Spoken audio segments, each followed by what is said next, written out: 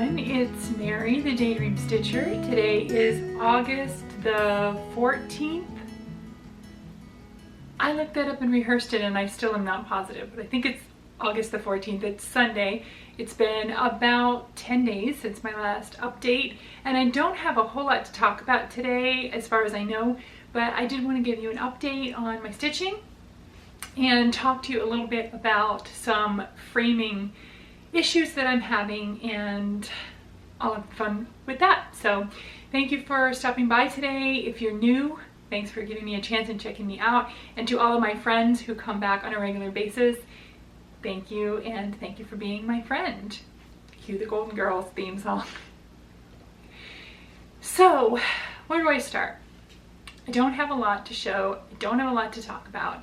I do need to talk about this thing behind me here, which I am trying to block the ring light, because as you can see it's reflecting in that, so I'm trying to position myself so that I am blocking that.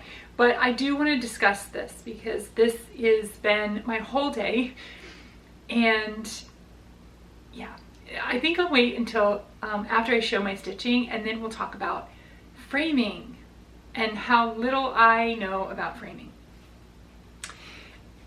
Yeah, that's a probably a whole video in itself. But let's talk stitching first, because that's really the whole point of being here right now, even though this is related.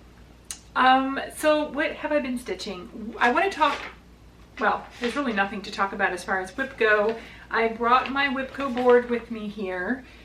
This whip go board is looking pretty good. I think I've been keeping up pretty well. I'm quite pleased with myself. Usually by now, by mid-year, I have long dropped whip go just because I have gotten behind and then I don't get around to catching back up.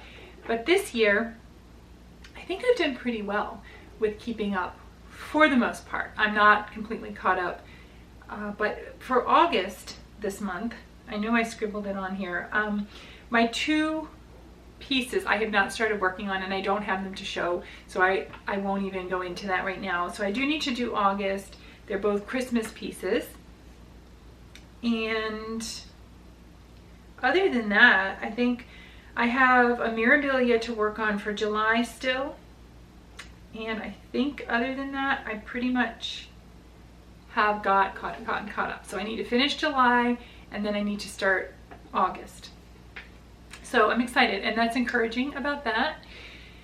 And I probably have a bingo, but I haven't actually put it together to figure that out. So I may do that and get a highlighter and figure that out. I'll show you, as I usually do, with what's on my Q-snap. This is Mary Needleworker. There's not much more done since I last showed it. Actually, there's a few more stitches. I don't even know if I did another row since I last showed you, but it's on my Q-snap because I plan to work on it. I have planned to work on it today, and I haven't yet. So after this video, as this is uploading, and I am going to go watch some more Flosstube myself, and I'm going to work on this. I am doing Arbitrary August, which was started by Stitchin' Mommy Sarah, who I know because she's one of the OG, she's one of the original Flosstubers from way back. And she started Arbitrary August a few years ago. I guess it's just kind of a way to get a lot of whips worked on. She uses an app, has a spinny wheel on it, and so that's what I've been doing. I put a lot of my whips, not all of them, but I put quite a few of them on this wheel app, and then I spin every day and it picks for me what to work on. Some days I get quite a lot of progress on the whip, and other days I don't even get to it. It just obviously depends on how much time I allow for stitching, but it's been fun. I haven't really played along in the past, or if so, I've just done it for a day or two, and I've been doing it right along for the last few weeks. So that's been enjoyable and fun to see what comes up and to force me to pull some things out that I may not have kind of floating around at the moment. So that has gotten me working on a couple things, which I didn't even get most of that pulled out. So that's kind of a kind of not, there's not a lot for me to show. I have my soda stitches in the other room, and some of my other pieces are here, there, and everywhere. So what I want to show you is, I will show you my historical women because I worked on this the other day. I worked on Sacagawea. This is historical women. Let me figure out, how do I want to hold these this time? This is historical women by Good Morning Maui on Etsy. And this is stitched on a 32 count lugana called Icicle from Under the Sea Fabrics. This is an opalescent, and this fabric was picked by my daughter for this piece when she was 7. That's how long, she's 10 now. So I started this 3 years ago. And is that right? I feel like I started it in 2020, maybe 2 years ago. I don't remember. I think I did, or I bought it in 19. Maybe I started it in 2019. Doesn't matter. But I did work on Sacagawea a little bit. I was hoping to get her finished, and then I ran out of time. If I'm rambling, I might as well mention that lately since my last video, I've been really motivated to stitch. I've been wanting to stitch so much. I love stitching. My stitchy bug is back really full force.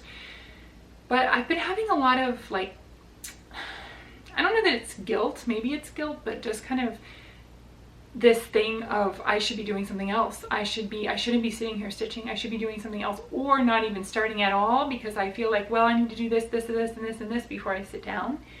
And then when I sit down, it's hard for me to get back up. And I mean, I do, but that's something I need to work through and allow myself to stitch, because I haven't really been doing as much. So, and I've been doing a lot of cooking. I've been making a lot of meals from scratch to put in the freezer, so maybe that'll free up some time after they're in the freezer, and then I don't have to cook as much once they're done. This is a restart. This is this picture that I'm going to pop in over here. And I started at the upper left corner here. I don't think that is going to show up very well on the camera. I was hoping to have at least a couple blocks done, but alas, I do not. This is a 10 stitch 1/1 on 25 count lugana, so the coverage is probably not as dark as it would be were they full crosses. However, I am happy with the coverage. So here's the deal with this one. I started this along with Nicole at Stitchy Lemon. Was it last year or the year before? And I started in the middle.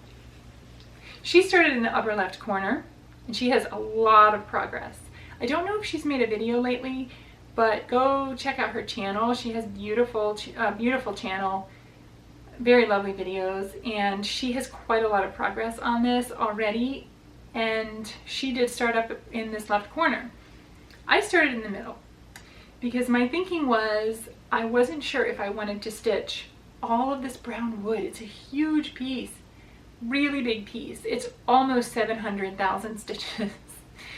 So I thought, I'm going to start in the middle, and then I'm going to see how it looks, and then if I want to keep expanding the walls and do the full thing, I will. But if I decide I don't want to stitch that much and it looks good in the middle, you know, like there's just with the center, then I'll just stop there. Well, it had been a few months since I had worked on this, a lot of months since I had worked on this. And when I pulled this out the other day, I thought I'm going to go ahead and fill some blocks in so that I can actually see the picture. And guys, I sat there and I sat there and I sat there, and I could not figure out which way was up. Now, it doesn't help that my pattern keeper, that I lost all of my progress on pattern keeper, marking off the stitches. If I had that, I probably could have figured it out, but because those of you who have been with me the last few months know that I lost my phone. My older phone was broken and I had to get a new phone, and I did not get the files from the old phone because of the circumstances.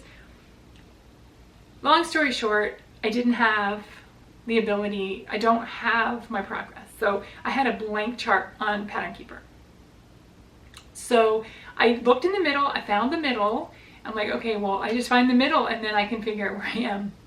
know, because I think I worked some direction from the middle, because the middle is all this blue sea, and it's really pale blue. It's really pale blue and lavender, almost the same color as the fabric, some of it.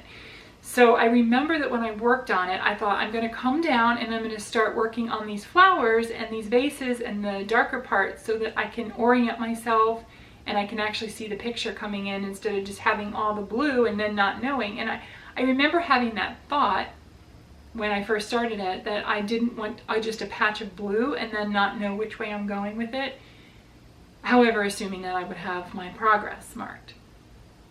So I spent, I don't even know how long, it was a couple of hours, I hate to even admit, of trying to figure out. I tried to look at the dark colors, the blacks, the bright purple colors in there, and try to figure that out, and it just, I gave up. So I thought, I really want to do this piece, so I am going to start in the corner like I should have in the first place, and now I know where I am. Even if I lose my progress, I know where start is.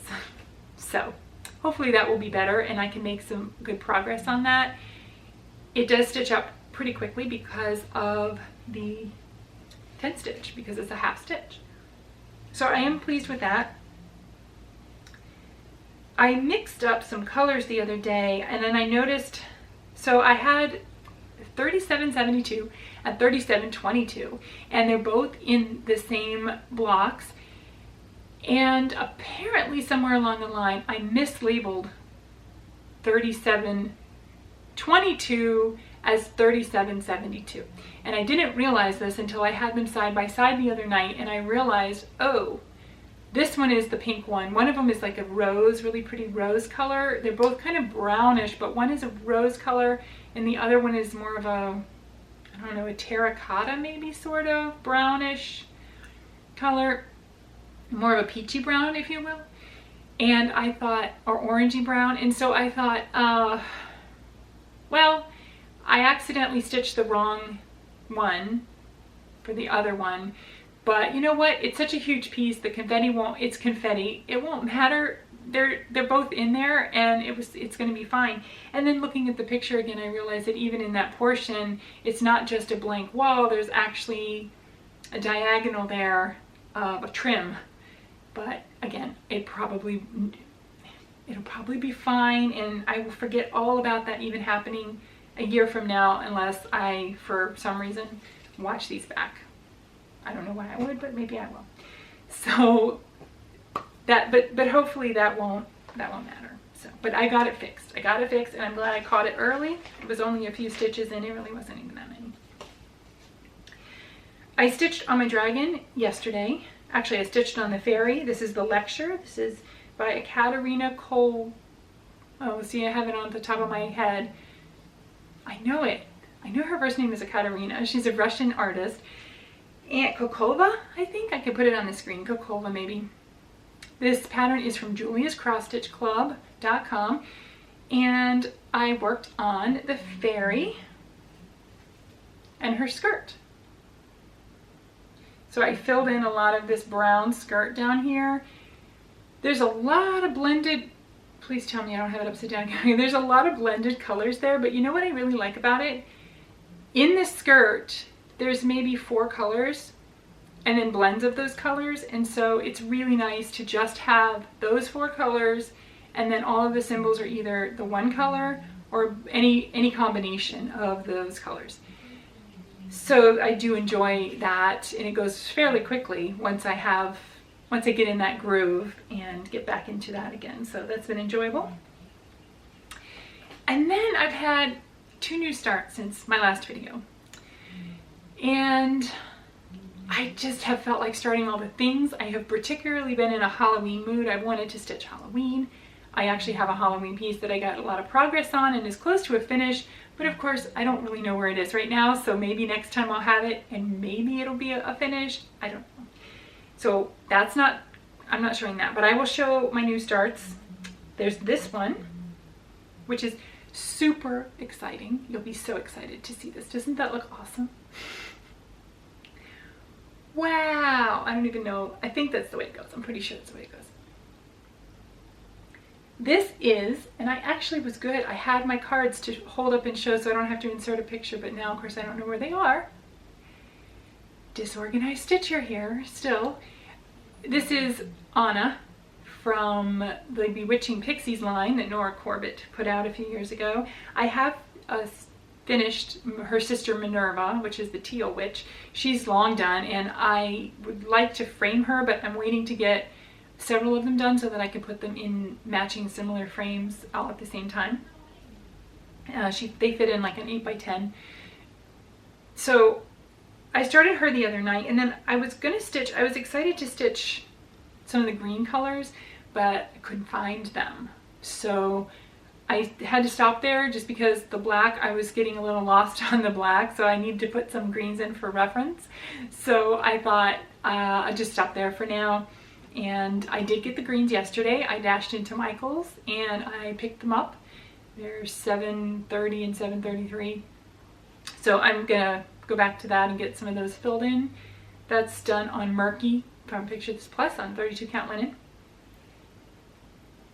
I would like to stitch, I don't plan to stitch all of the Bewitching Pixies because, to be honest, just me personally, there's a couple that I don't particularly see myself putting up or putting out that don't, I don't know. I guess I like most of them. I would stitch most of them. And then I have what's sort of been my focus piece for the last week or so. And that is this one. Ta-da! This is Nevermore from Lila's studio. And this is, in theory, a stitch along, currently, hosted by Darcy Cameron, the Stitchman Darcy, and myself. And I know that my good friend Beth at Steadfast Stitcher is also stitching this as well, and she has great progress on it. She started hers a while ago, and it looks beautiful. It looks really beautiful. So Stitchman has not started his. As of this recording, as far as I know, he has not officially started. So he needs to get on that. You need to get on that, Darcy. Here's what I've gotten done. I tried to put in a thread every day for the last week, and I have not the last 2 days. So that's another thing I need to do this evening. So here's my start. How you doing, Darcy? How you doing? Now, Darcy had jokingly said, when he talked about this a couple of videos ago, that he thought it would be funny. We were trying to figure out a hashtag. This was like back in May. We were discussing a cool new hashtag because there are some other hashtags around for this. And he jokingly said, wouldn't it be funny if we put the entire poem up? Like, maybe copy it. I don't know, type all of that out. But I wrote him and I said, I'll have you know that when I posted my start on Instagram and I hashtagged it, I actually did attempt, I typed out on my phone, I typed out the first 5 stanzas of Nevermore.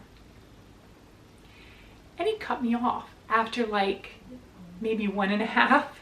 When it didn't tell me, it let me keep typing. It let me type those all out, typing away, and then I hit post, and when it uploaded and posted, it cut off.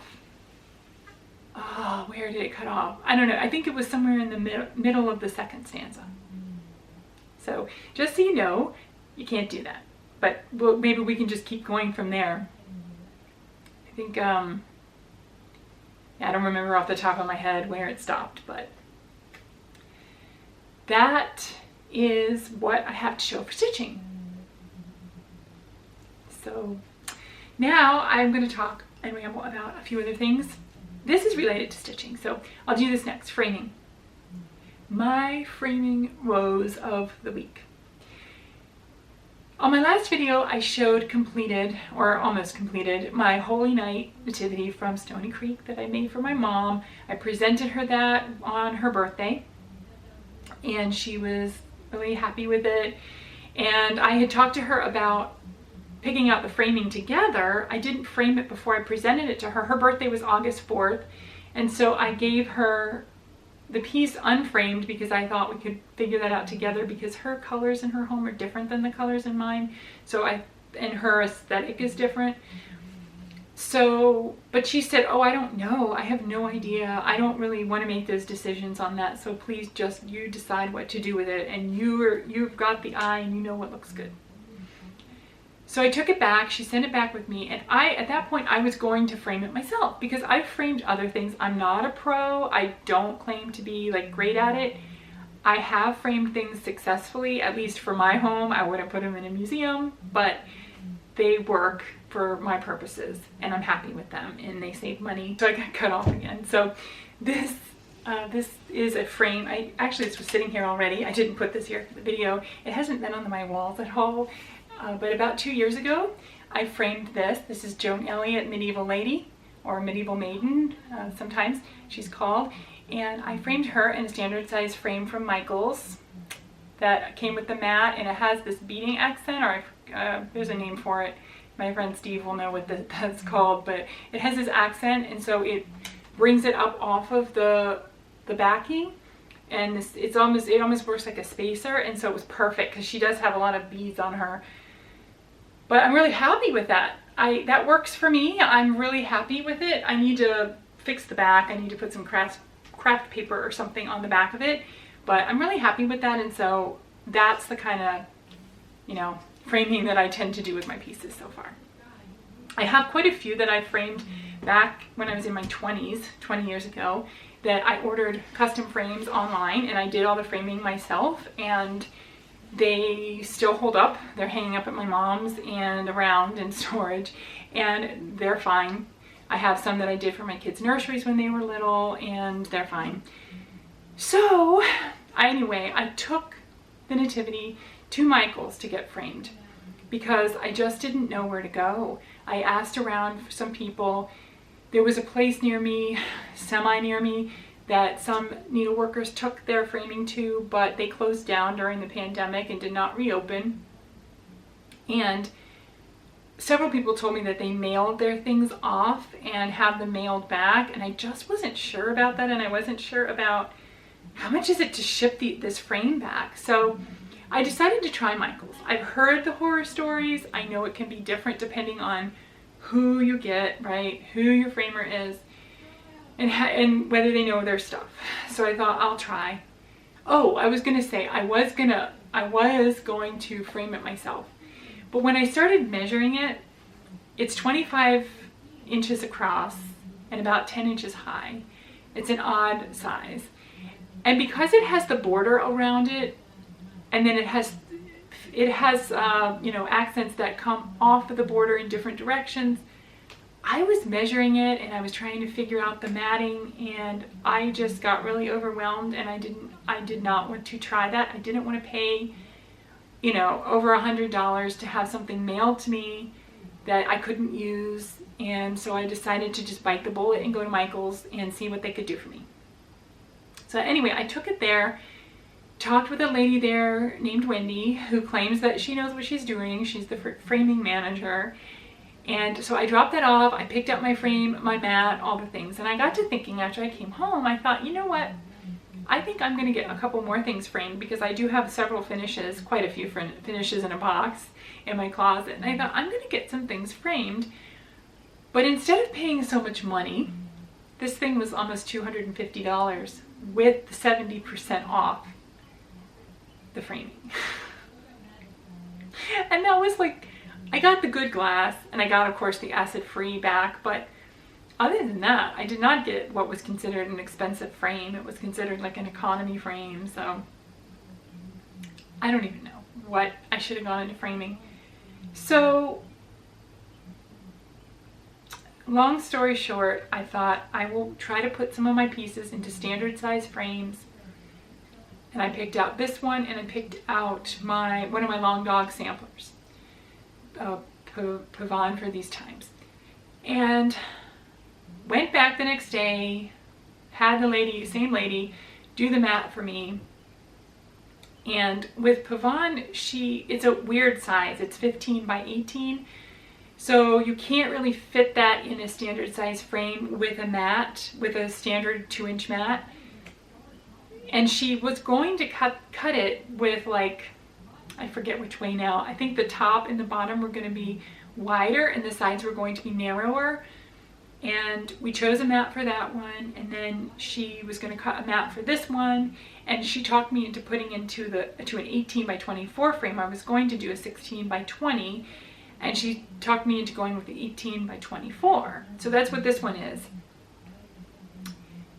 So then she said she was off for 2 days, and then she was going to cut it the next day, or, you know, the third day when she came back. And I got to thinking about it, and I decided I did not want to do that weird size mat. I thought, you know what, I'm going to wait and get a custom frame for that. Maybe I will order that online, because you can get it a lot cheaper, and I'll frame that one myself, maybe without a mat. But then this one, I had the frame already. I bought this on clearance at Michael's. It's like a lot of, it was, I think normally, and Michael's is always higher because they do the sale, the whole sales thing, but it was normally marked like $89.99 or something ridiculous, and then on clearance it was $29.99. So that's what I got it for. So she cut me this mat, and she told me that this gray matte color would be the right one. And I don't know, I just went with it. But anyway, long story short, I spent my entire day, I keep saying that, I keep saying long story short, and then I keep telling you a long story. So I'm sorry, I'm totally all over the place as usual. I spent my entire day today working on this thing, ironing it, trying to lace it up. But here's the problem, and I did talk to her about this when she was selling me this mat. The problem is my fabric is not 18 by 24, not by a long shot. So that didn't work. I tried, I did my darndest to lace this thing up, but it goes over the front because to pull it, and then, you know, under the mat, because the fabric doesn't wrap around the sides. So lacing it was quite the adventure. And then the lacing started I was using the 6 strands of floss, and then when I tried to put it in the frame, my lacing broke, or it popped out. I'm not quite sure what happened. I guess I didn't do it right. Again, I've done it on her, I've done it on others, and it was fine. It worked really, really well. I don't know if it was the fabric or the frame or what it was. So I put her in here, and I got her straightened out, and I thought, you know, it's going to be great. It's going to be fine. But this frame does not have the, what are they called? I don't know what they're called. You know, the little pushy things. It's a technical term. It's totally the industry term. The little pushy things that hold the back under the frame, onto the frame. There are not any on the top. So I could put something back there and glue it on to hold it on, but I'm not sure. I don't think this is what I want to go with. Do you see that horizon there? Yeah, it's completely curved. It's wonky. And I even tried to go with it thinking, well, maybe she's at an angle, and, you know, I grew up in a coastal town, and the beach is not always straight. You know, you have places where the water comes in at an angle and then it goes this way, and you don't always have a flat line along the water and the beach. However, the horizon is always a straight line. I've never seen the horizon slanted, so that presents a problem. So her horizon is slanted. She has slanted horizons. Mean that what it may. I don't think that's what I want to go with. That will bug me forever if I left it like that. And then it's starting to sag a little bit, I think, because of my ridiculous attempt at trying to make that work. So I ordered another frame that's 16 by 20 without a mat, and I'm going to try to put her in that, and then I should be okay. So stay tuned and see if hopefully that will work. She's going to be great finished up and framed. And this, by the way, is, many of you know her, but she's called Garden Prelude. She's a Mirabilia. This is my first Mirabilia piece that I have done. And I finished her last spring. And she is on a fabric called Pink Beach, or Pink Sunset Beach, from Fabric Flair, which is supposed to look like a beach and just looks like a gray stripe. Whatever. It's a 32 count lugana. So it's, you know, it's a subdued print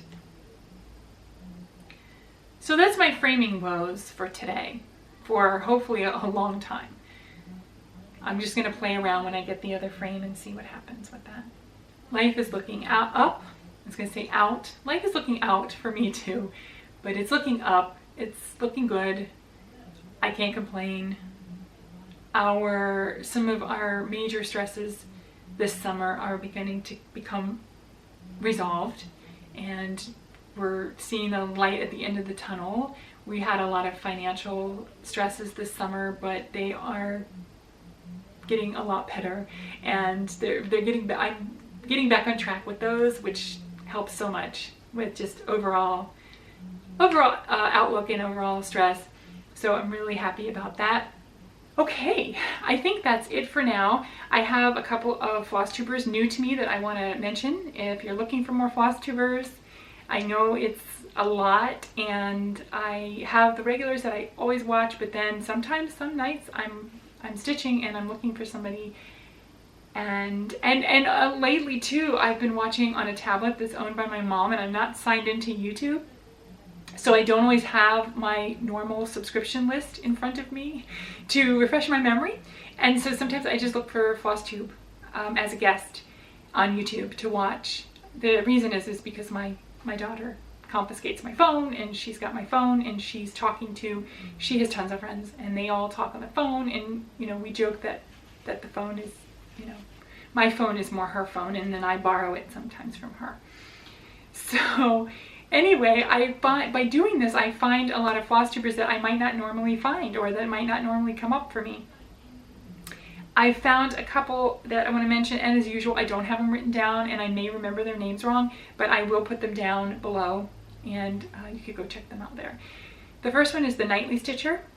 She's great. I just started watching her. She only has about 10 videos, I think, now, but she has a lot of subscribers, so she's obviously, well loved already, and she stitches a lot of beautiful things. I'm especially in love with her Santa's Village. It totally enabled me, and I gotta tell you, if you're watching, I now am planning to kit up the Gingerbread Village from Country Cottage Needleworks and stitch all of that on one big piece. And that was not a plan until I saw the Santa's Village Christmas piece. So after my Halloween stitching, I'll be ready for Christmas stitching.